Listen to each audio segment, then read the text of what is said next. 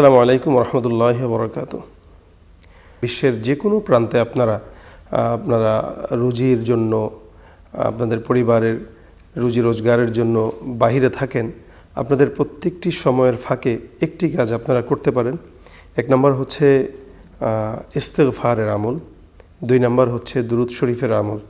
কেননা আল্লাহ পাক নিজেই বলেছেন, আস্তাগফিরু রাব্বাকুম ইন্নাহু কানা গাফফারা ইউরসিলিস সামাআ আলাইকুম মিদরারা ওয়ায়ুমদিদকুম বিআমওয়ালি ওয়া বানিনা ওয়ায়াজআল লাকুম জান্নাতিন ওয়ায়াজআল লাকুম আনহারা।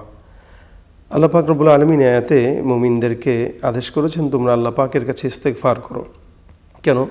ইস্তেগফার যদি কেউ করে, আল্লাহ পাক তার রিজিকের ফয়সালা করবেন, আল্লাহ পাক আসমান থেকে নেয়ামতের বৃষ্টি দান করবেন, সন্তান সন্ততিতে আল্লাহ পাক বারাকা দান করবেন, বিপদ মুসিবত থেকে আল্লাহ পাক বান্দাকে হেফাজত করবেন।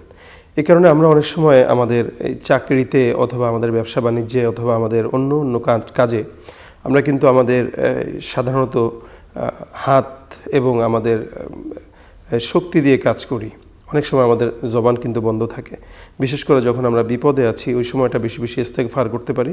কারণ আল্লাহ পাক রব্বুল আলামিন ইস্তেগফারের মাধ্যমে বান্দার যেভাবে বান্দাকে ক্ষমা করেন, ঠিক সেভাবেই বান্দার রিজিকের ওসাআত দান করেন, ঠিক সেভাবে বান্দার সন্তান সন্ততিকে আল্লাহ পাক ভদ্র, সভ্য এবং সন্তান বান্দার জন্য ইজ্জতের কারণ হয়।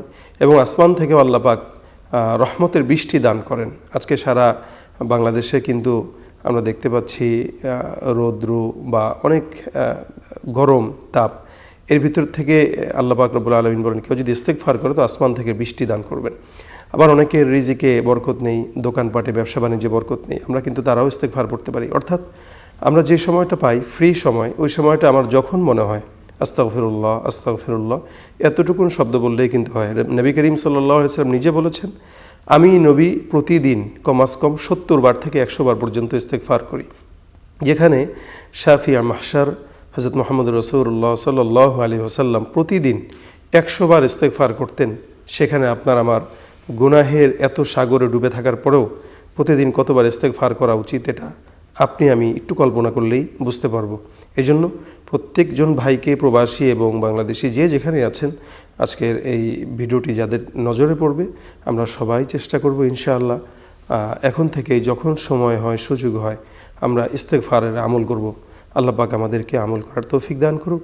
আসসালামু আলাইকুম ওয়া রাহমাতুল্লাহ।